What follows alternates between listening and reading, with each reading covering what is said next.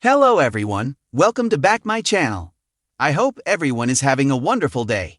Before starting the video, please go ahead and hit the subscribe button.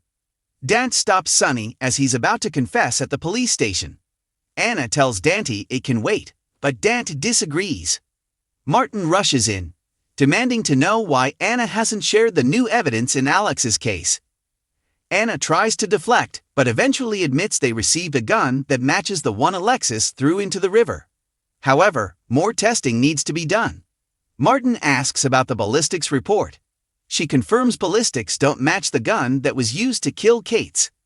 At the courthouse, Dex helps Molly pick up the papers she dropped. He brings up the new evidence in Alex's case, but she doesn't know what he's talking about. He doesn't want to jeopardize his job by telling her. She understands but can't imagine what it could be. Terry comes to the lab wondering if Brad found anything new in Heather's test results. He wants to double-check his work first before handing it over. Terry thinks that's a good idea since all eyes are on him, especially Portia's, considering she doesn't want him there. Brad has no doubt he'll get her to come around. After Terry leaves, Brady smirks as he prints Heather's lab report. In Curtis' office, Portia confesses to her husband that she changed Heather's cobalt test results. Now, the court has demanded the hospital turn over all of Heather's tests. If they find out Heather's tests were tampered with on the day that she was in the lab, a place she rarely goes, it's over for her.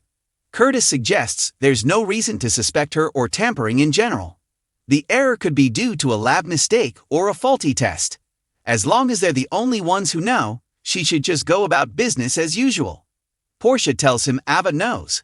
His head about explodes, but she knows Ava would never hurt Trina by turning her in. He assures her he has her back and that there's no reason to worry. However, when she leaves for work, Curtis' positivity turns to anxiety. Elizabeth panics as she and Rick are summoned to the PCPD. Chase meets them and presents the gun they received. Liz says it looks like the one Alexis was holding, but Rick can't be sure. Scowling, Elizabeth prods him into admitting it looks like the gun Alexis had. Rick then gets a call from Curtis to discuss an urgent family matter. Diane arrives at the PCPD as Anna reiterates that more investigating needs to be done on the gun.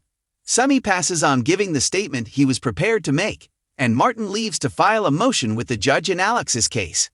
As Dex asks Molly at the courthouse if she's feeling better than when he saw her at the bar, she gets a message. Looking hopeful, she says it's about the new evidence Dex was talking about.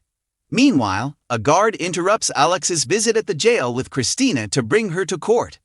Christina assumes Sonny confessed. Later, Christina, Michael, and Sam meet in the courthouse corridor, wondering what's going on. They enter the courtroom, where Molly and Christina share an icy glare. Back in the corridor, Sonny tells Diane the gun didn't come from him, and he has no idea who sent it. A bailiff brings Alexis into court. Terry finds Elizabeth in the hospital locker room.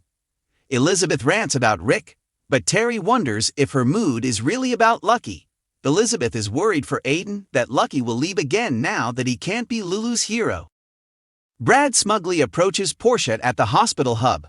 She brings him to her office where he tells her Heather's cobalt levels were radically altered.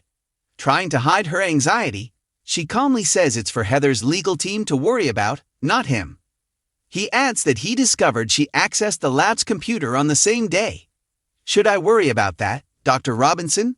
She says testing errors happen all the time and wonders why he's bringing this to her.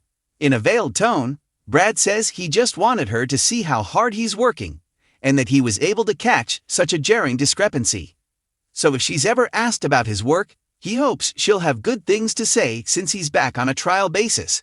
Brad wonders what would get him a more favorable review from Portia, doing his due diligence by bringing his report to the higher-ups or his discretion.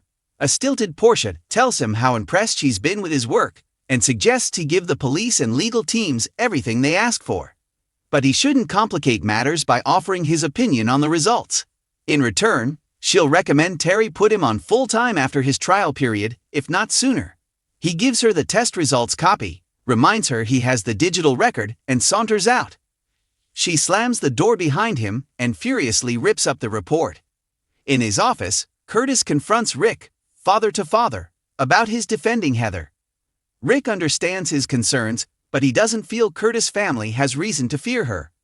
Curtis disagrees and demands to know what happens next. Rick tells him he has concrete evidence that Heather's state of mind was due to metallosis. Heather will get her day in court, which could lead to immediate release. Alone in the interrogation room, Alexis assumes Dante was going to tell Sonny about the gun before his father could confess. Respecting her too much to lie, he admits the thought crossed his mind. She wonders what's so different this time that he was going to cross the line for Sonny. Dante laments the thought of having to tell Rocco his grandfather is going to prison on top of everything with Lulu. Anna says whatever happens, Rocco will have Dante to see him through it, and that's what matters. She knows how much Dante still cares for Lulu. Dante would trade his life for hers. In court, Martin presents a report on the recovered gun and moves to dismiss the charges against Alexis. The prosecutor argues against it. After taking time out of court to consider, the judge drops the charges against Alexis due to insufficient evidence. As everyone celebrates, Molly and Christina again share icy glares. Alexis tells Sonny she knows what he was going to do for her. Sonny will always do what he can for the people he loves. Michael follows Molly to the corridor, wondering where she's going. Molly can't be around Christina, whom she still blames for setting this all in motion. Brad brings Elizabeth Heather's test results at the hub. After he leaves, Elizabeth gets an alert on her computer that they found a match for Lulu. Next on General Hospital, Ned makes Drew an offer. Sam receives life-changing news, and Isaiah is ready to jump into action.